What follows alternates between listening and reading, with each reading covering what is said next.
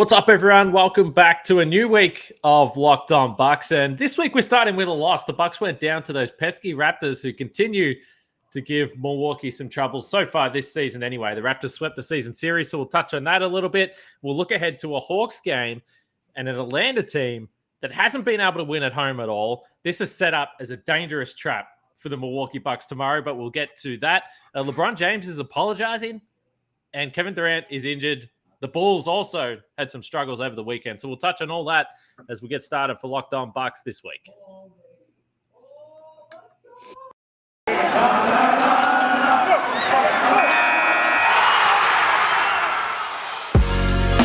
You are Locked On Bucks, your daily Milwaukee Bucks podcast, part of the Locked On Podcast Network, your team every day.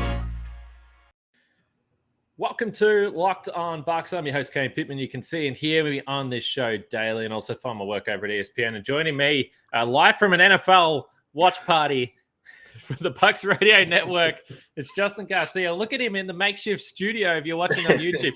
This is the commitment that you need to be on Locked On Bucks. That's why we love Justin.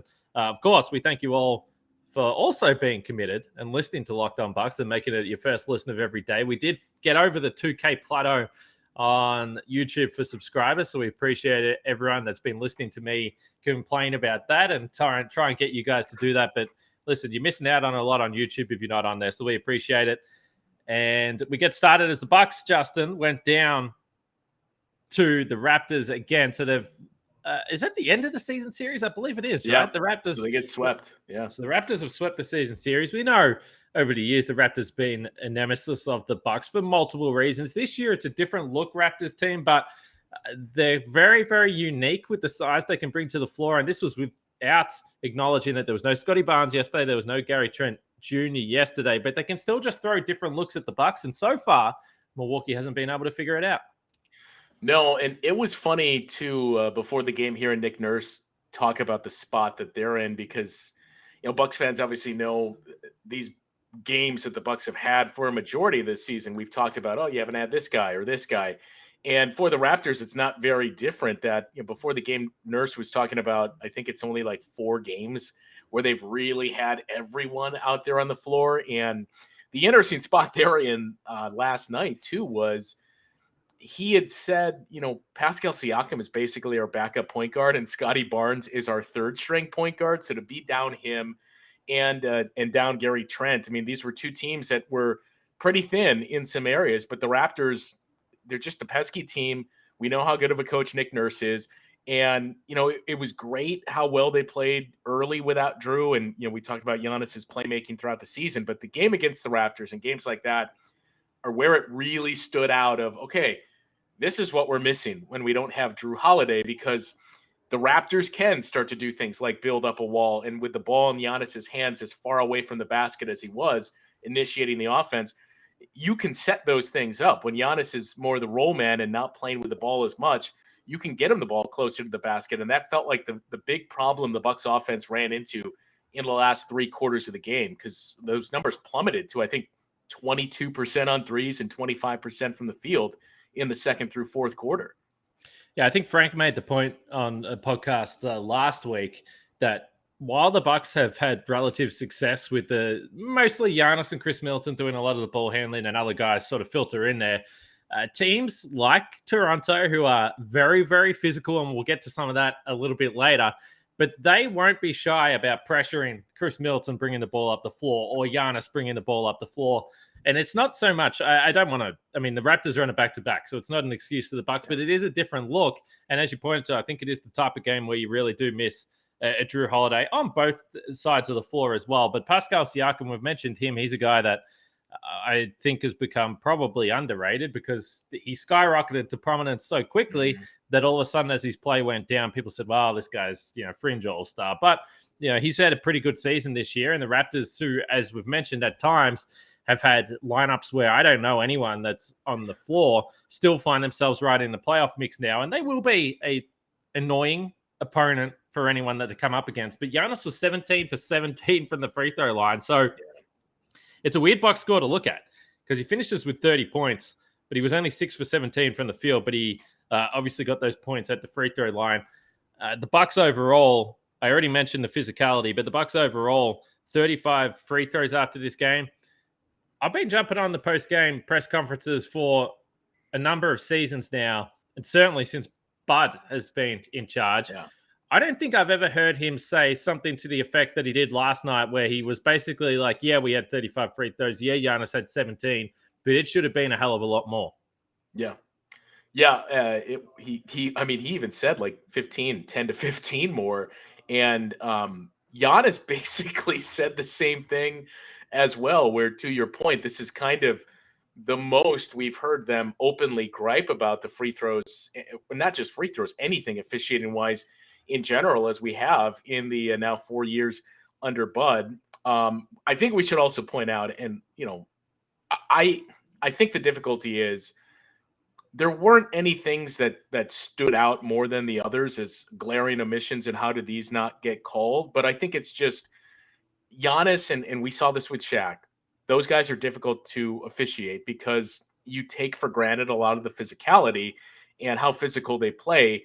You don't make a lot of those calls that you just assume, well, a lot of that contact was coming from him. I think where Giannis gets shorted a lot, and this is really a league-wide problem, is on the charges, that we need to stop incentivizing people from taking charge. It's not safe for the game and for some of your star players, but that seems to be where Giannis really catches a lot of them. I did point out after the game last night, it was the second time in his career he went perfect from the free throw line with 17 free throw attempts. I did not realize until our friend Jim Paschke pointed it out, those are the highest in Bucks history, the most free throws without a make. Both times Giannis did it, 17 for 17 this year, and I think 2 years ago is when he did it. But those are Bucks franchise records for most free throws without a miss. There's two teams in the league that I think really don't give a shit about playing as physical as possible when it comes to Giannis, because they do understand. They understand that for Giannis to get to the free throw line 17 times is obviously a huge number, but they're not actually going to send him to the line for 30 free throws. It's not going to happen. So there is a level of physicality you can get away with. And Toronto is one team that doesn't care. They're willing to go there. The other team that's willing to go there, that I don't think you even need to say who it is. Yes, exactly right. Coincidentally, another team that Giannis has had some struggles with over the years, the Miami Heat. And by the way, a point guard that they have, Kyle Lowry, spent a lot of time playing under Nick Nurse and in that Raptors system that gave Giannis some troubles as well. So sometimes I wonder why other teams don't do this more often. Clearly, it would be a pretty brutal game to watch. I didn't think that yesterday's game was entertaining by any stretch, and it's not just because the Bucks lost. It was just it was an ugly game of basketball for me, anyway, as a viewer.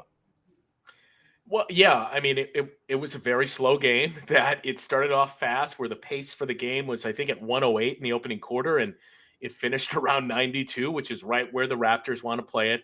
Both offenses, I mean, the Raptors worked for much better shots in the second half, but in that second quarter especially, it was pretty ugly for both teams. For the Bucks, the offense was ugly all night, and that was kind of the other fear that you had of, they've had some pretty good shooting nights recently. So then you say, okay, pretty soon that's going to start to even out again, where we saw early in the season, when you think about, man, how many triple doubles could Giannis have?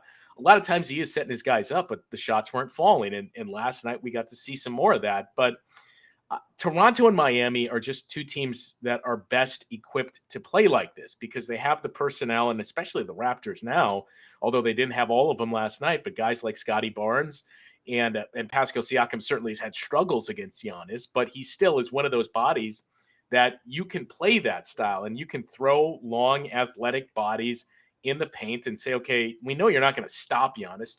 Just slow him down and put him at the free throw line. And obviously the Heat have a lot of players capable of doing that as well. So there's a lot to say. Look, the Bucks did not play very well last night. And the disappointing part is what you pointed to, that you still didn't have Drew Holiday, but you had everybody else basically.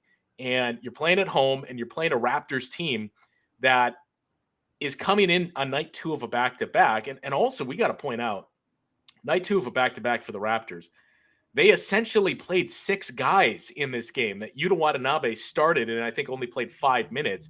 I forget who the 8th guy was that played, but he only played 7 minutes in the game. So they basically went 6 deep, where all of their guys were near 40 minutes. And they finished with 3 of those players with 5 fouls. So if this went to overtime, you would have been even more disappointed if the Bucks somehow lost that game. So credit to the Raptors for what they were able to do on night 2, but it just made it one of the more disappointing performances for the Bucks this season. I agree. It's a bad loss. To put this one, we've been talking a lot about good wins. Have the Bucks had good wins? They've had a couple, but they haven't had a lot of opportunities to do so. But this, for me, definitely goes in the bad loss category. Fortunately, we get to move on. We're going to look at some more big picture stuff. And by the way, Svi Mihajlovic was the other guy that played for the Raptors, which is kind of interesting because he's one of the smaller players that they have, or at least a guard. Mm-hmm. The two guys that came off the bench, Chris Boucher and Champagny as well, who are bigger guys. I mean, the Raptors are just a very, very Champagny, team. Justin Champagny. It's it's quite a name. So, do you just wanted to say Justin or Champagny? Champagne. No. Champagne. The name I can commiserate with it. The name tripped me up quite a bit as well until I had to ask. The first game, I'm going to butcher this, and then had to finally ask the Raptors, how do I say this? So Champagny. Well, it's fine. I was bragging about different longer names the other day with our friend from Locked On Warriors, so I deserve that. But now let's talk about Shopify. We're going to get to some big picture stuff here in a little bit, but we'll talk about Shopify, which gives entrepreneurs the resources once reserved for big business, so upstarts, startups, and established businesses alike can sell everywhere, synchronize online and in-person sales, and effortlessly stay informed. Scaling your business is a journey of endless possibility, and you can do that with Shopify, because believe me, this podcast didn't get great sponsors like Shopify and others when we first started, but we've been able to build it over the years, and Shopify has certainly helped with that. So Shopify powers millions of businesses from first sale to full scale, reach customers online and across social networks with an ever-growing suite of channel integrations and apps, including Facebook, Instagram, TikTok, Pinterest, and more. Make sure you get on TikTok if you want to see Justin. More than a store, Shopify grows with you. This is Possibility powered by Shopify. Go to shopify.com/lockedonnba, all lowercase there, for a free 14-day trial and get full access to Shopify's entire suite of features. Grow your business with Shopify today. Go to shopify.com/lockedonnba right now. That's shopify.com/lockedonnba. So we've been doing this a little bit of late, Justin, and it's kind of just looking at the rest of the East and the rest of the NBA. It's difficult right in the middle of the grind of the regular season when you're trying to figure out what do all these results mean. We already mentioned it yesterday. It was obviously a stinker for the Bucks, but I think in general, with all the absences we've had with the players out, the standings are hard to keep track of. But as Frank keeps pointing to, you do still want to pick up enough wins to keep yourself in the top couple of seeds there, because it could get pretty messy if you keep dropping some of these games. So the Bucks right now, 27-18. They're in the 4th seed. They're only half a game ahead of Philadelphia and Cleveland, though, which is taking you down to the 6th seed, and you're in the play-in bracket. So I don't think it's going to get to that. But nonetheless, it's starting to get pretty congested. The big news of the day, Kevin Durant, yesterday went down with a knee injury, and it looks like he's going to miss potentially up to 2 months. It could be around the 6-week mark. We'll see how long he misses. But given the fact that Kyrie Irving isn't playing in the home games as it currently stands, given the fact that Harden's performance has been better of late, but been up and down, and we've seen James Harden solo on this Nets team a couple of times, and it hasn't gone too well, this is a big blow for the Nets. And I would have to imagine they would be at least a little bit concerned that there's going to be a bit of a slide here in the standings, unless, James Harden can really carry this team. Yeah, and I think in the case of the Nets, the Bulls, the Bucks, and the Heat, unless the 76ers are able to land the white whale and pull something off with Ben Simmons before the deadline here, I don't think any of those 4 teams, even with injuries, are in danger of dropping out of the top 4. With Brooklyn, I mean, this may ultimately be something that's somewhat helpful to them down the road as well, that James Harden and Kevin Durant have been logging really heavy minutes 2 years in a row. And now this is potentially 2 months that you would think they're going to be extra cautious with him, so that at least takes some of those minutes off. But yeah, when it's just been James Harden, they've struggled because Blake Griffin hasn't given you the production he did a year ago. Patty Mills has been good in some games, absent in others. And they're role players that gave them big performances last year. They just haven't gotten the same this year. But I agree that games like last night and the loss to the Raptors, those are the frustrating ones because you have that opportunity. And especially, it was, I believe, the 3rd time this year where the Bucks lost a very, very winnable game. And on the same night, basically the rest of the Eastern Conference lost as well. So it's glass half full or glass half empty, where at least we don't lose any ground, but you also had a chance where you should have won this game and could have gained even more ground. Again, I don't think the Bucks are in danger of falling below fourth in the East, but you still would like to be at least second or third, if for no other reason than that second round matchup. I mean, you don't want to be on the road for every single series or most of them and not have home court advantage. So that second round matchup, you'd like to have home court if it's against the Bulls or the Nets or the Heat. So seeding is also this whole picture with the Eastern Conference. We're not going to really have a good idea until we get to March and April when you see, okay, who's going to win the Eastern Conference? Because, not to slight the Bulls, but if Chicago's the 1 seed, maybe the 4 seed looks a whole lot better now all of a sudden. The whole Nets thing with Kyrie Irving, if his situation remains the same, he can't play in home games. So maybe Brooklyn wants to drop a seed down rather than be the 2 seed versus the 3 seed. So it's still going to be very fluid. But now with this schedule, too, that's in front of the Bulls, they've lost 3 in a row. They have, I think, the Grizzlies, the Cavs, and then the Bucks this week. So there's a chance to gain some more ground there. Miami's getting healthier. You hope you're getting healthier. That this is another one of those opportunities Frank talked about. You don't want to let those slip away where other teams start to deal with injuries and you have soft patches of your schedule in front of you, because it gets to be brutal in March, where I think 9 of 14 of their games are on the road. And most of those are against really good teams like the Nets, like the Bulls, the Sixers. I think the Grizzlies are on there as well.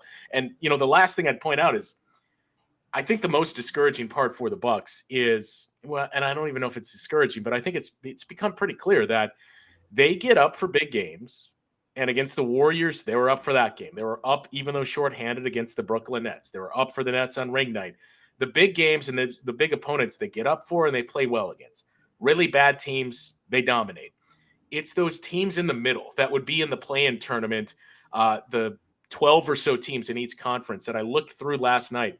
The Bucks are 6-12 this season in games played against those teams that are 6th through 12th in their respective conference. So those teams with the middling teams that not going to win a first round series, might not even make the playoffs, those have been the games that have really given the Bucks fits this year.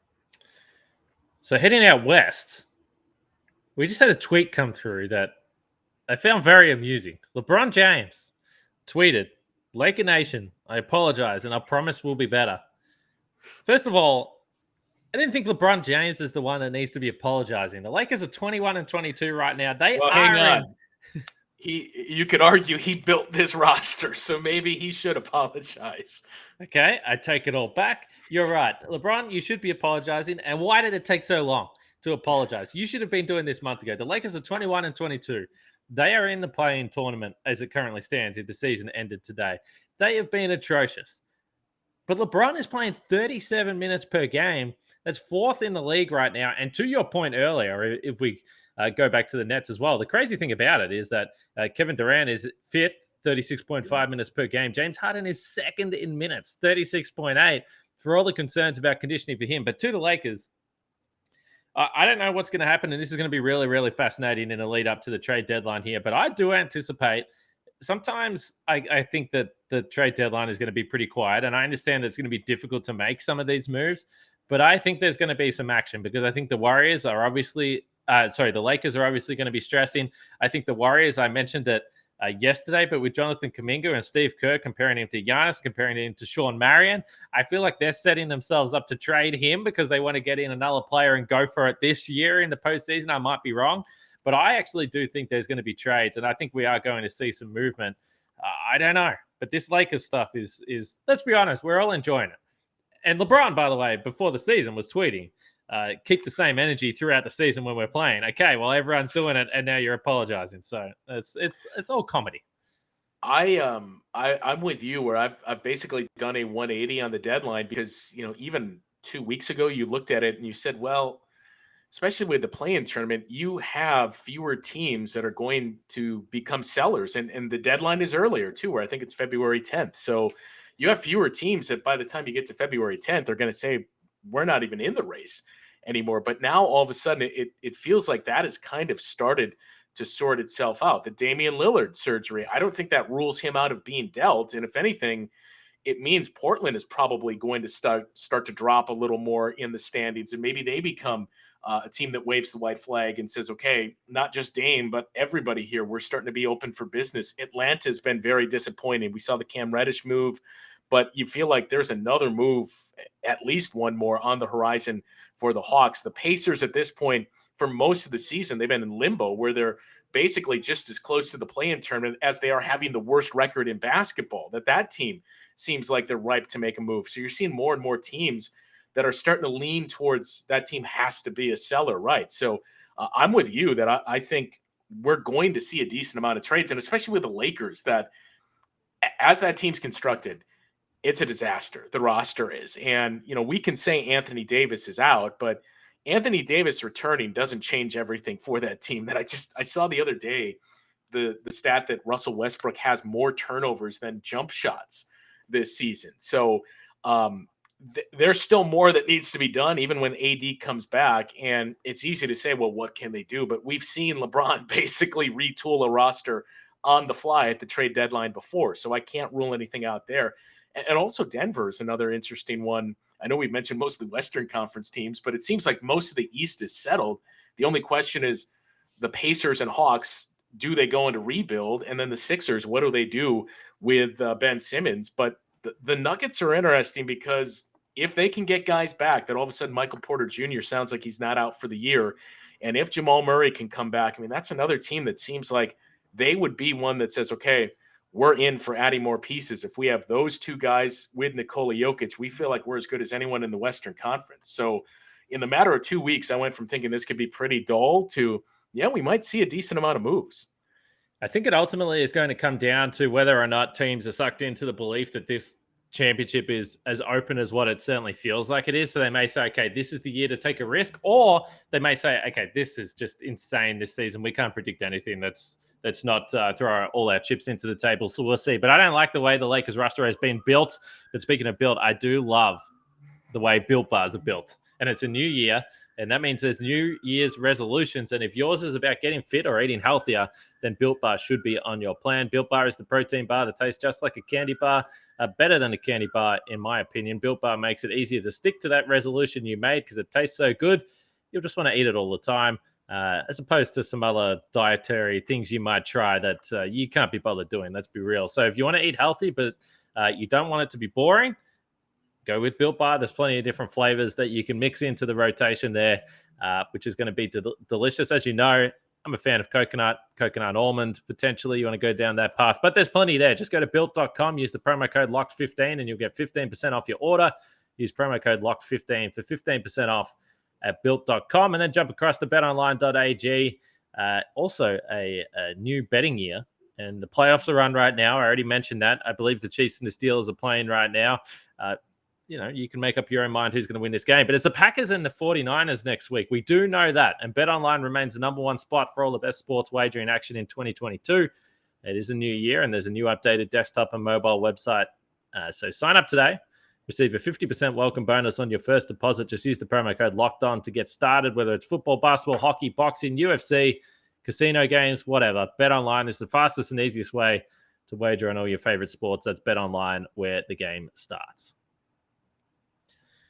Justin, you mentioned the Hawks there just before we went to a break as a strange team that, I think it's safe to say that they have plenty of talent on the roster, but they did strike you last year as a team that heavily overachieved. Now, they got a bit of luck through that, and that's totally fine. But they're 17-25 this season. The Bucks have got the Hawks coming up today, probably as you're listening to this. Atlanta haven't won a game at home. Is this streak still going, Justin? It's still going. They haven't won a game at home. November 22. Is that accurate? Yeah, just before Thanksgiving was the last home win. Which I can't even remember what I was doing with my life back when Atlanta won a home game. The bad news with it is the pessimistic fans in all of us. Yes. You look at something like that and you think, great. So what you're telling me is they're due for a home win, yes, and that's going to come against the Bucks. But no, they're I can't figure this team out. That look, last year we were all very impressed with what Trae Young was able to do in the playoffs, because I think we all kind of had some skepticism over what is he going to be able to do once you get to the playoffs and the game is played and officiated differently. But it didn't impact Trae Young. He played extremely well. You got big performances in the conference finals from Cam Reddish, who, oh, by the way, isn't on the team anymore. And Antetokounmpo really impressed me in that series before going down to injury as well. So you felt like they got a lot of nice building pieces for this team that, I'm not putting them on the Bucks level or the Nets level, but who knows? They could be a team that's in the top 4 for the next few years in the conference. And I think our pal Seth Partnow pointed it out too, like, hey, somebody's going to remind Atlanta, like, you start the season at 0-0, right? Because that's a trap that we've seen a lot of teams fall victim to. And that appears to be what's happening with the Hawks so far this season, that you just can't figure out, is this a hangover effect from last year? I mean, if we're being fair, you got to say they did play very well in the playoffs, but also the 76ers were not a 1 seed last year. So they were benefited by that. The Knicks were not that good last year, not the seed that they were. So they were benefited by that as well. So you did catch a little bit of luck there. They beat the Bucks handily in game 1 of that series, but then Giannis goes down and you take that game. So they did have some luck on their side, but they do have some talent. But this is one of the more disappointing performances we've seen in recent memory. I mean, it kind of reminds you at times of what we saw in 2002 with the Bucks, where they go on that conference finals run. They make the trade to bring in Anthony Mason, and that just kind of blew everything up for them, finishing 500 on the season. Right now, 500 seems like best case scenario for the Hawks. 8 games down. I mean, it's a fair mountain to climb back there. We're only halfway through the season, which is crazy to think. There's still so much basketball to be played. They can easily go on a run. In fact, they went on a run in the second half of the season last year. Maybe they need to change coach again. That seemed to work for them last year. But you spoke about Seth Partnow, and I know he's been tweeting about it the last couple of days. You spoke about the letdown factor in general, but you go back to earlier in the season, and one of the things that was crazy to me was just when Trae Young said that the regular season is a bit boring now. And it's like, dude, you made one playoff run and you lost. Like, how is the regular season boring to you? They have also, I think it's a 5-game losing streak that they have. The home losing streak is double figures. It was against the Oklahoma City Thunder, was the last home game they won. And that was in the midst of a 7-game win streak. So if you take that stretch out, in the beginning of the year, basically, the 7-game win streak, take that out of the mix, they're 10-25 this season. Well, look, we could talk about this streak all the time, but we spent the front half of the podcast with our concerns about the Bucks. So I think you're right. I think you hit the nail on the head when you said that I don't think anyone's going to be feeling too confident going into this game in Atlanta. And you definitely have some sense that this is where it's going to go wrong. And the Hawks will snap that losing streak, and maybe their run will start by beating the Bucks, because it does feel like it's been one of those regular seasons so far for Milwaukee. Just quickly on the injuries, no Drew Holiday, as you already mentioned. Don't know about him.